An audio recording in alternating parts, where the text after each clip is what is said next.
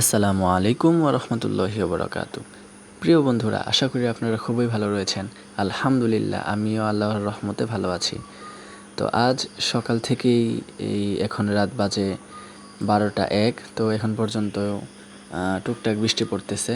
তো সারাদিন জোরে বৃষ্টি হয়েছে, তো এখন টুকটাক বৃষ্টি পড়তেছে, যে কারণে আজকে আমরা চারিদিকেই পর্দা ফেলে রেখেছি। আর ভিতরে খুবই গরম, যে কারণে আমি ফ্যান দিলাম। তো ফ্যান ঘুরতেছে, যে দেখতে পারতেছেন ফ্যান ঘুরতেছে।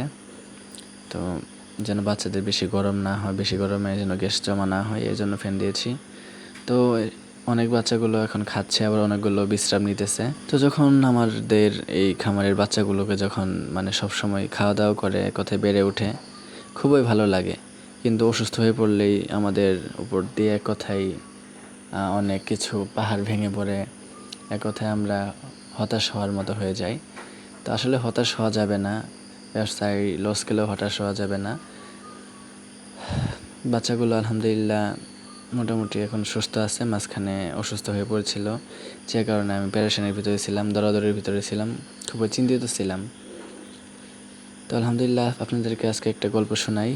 গল্পটা হলো, আসলে আমরা খামারিরা অনেক পরিশ্রম করি। পরিশ্রম করার পরেও যখন আমরা আমাদের মূল টাকাটা যখন না উঠাতে পারি, তখন কেমন লাগে আপনারাই বলেন। বর্তমান বাজার মূল্যে মুরগির দাম একেবারে কম, তবে খাবারের দাম তেমন কমছে না। শুধু 50 টাকা কমেছে। তো 50 টাকা কম হওয়াতে আমাদের কি চলবে বলেন? খাবার তো নিয়মিত লাগছে, কিন্তু মুরগির দাম একেবারে আমাদের এলাকায় 130 টাকা খুচরা আর কি মুরগি কেজি হিসেবে বিক্রি করতেছে। হয়তো আপনাদের এলাকায় বেশি বা এর থেকেও কমও বিক্রি করতে পারে। তো ঈদের আছে আর মাত্র 11 থেকে 12 দিন। তো এর মধ্যে আমাদের মুরগিগুলোকে বিক্রি করার উপযোগী করতে হবে। অনেক পরিশ্রমের একটা বিষয়, কিন্তু আমরা তেমন বাজার মূল্য পাচ্ছি না, যে কারণে আমাদের আসলে খুবই খারাপ লাগে যে আমরা যারা উদ্যোক্তা আছি তারা পরিশ্রম করার পরেও আমাদের মূল টাকা উঠাতে পারি না। তো ব্যবসায় লাভ হবে কেমনে? তো সকলে আমাদের জন্য দোয়া করবেন। আজকের ভিডিওটা আর লং করছি না। আসসালামু আলাইকুম ওয়া রাহমাতুল্লাহ।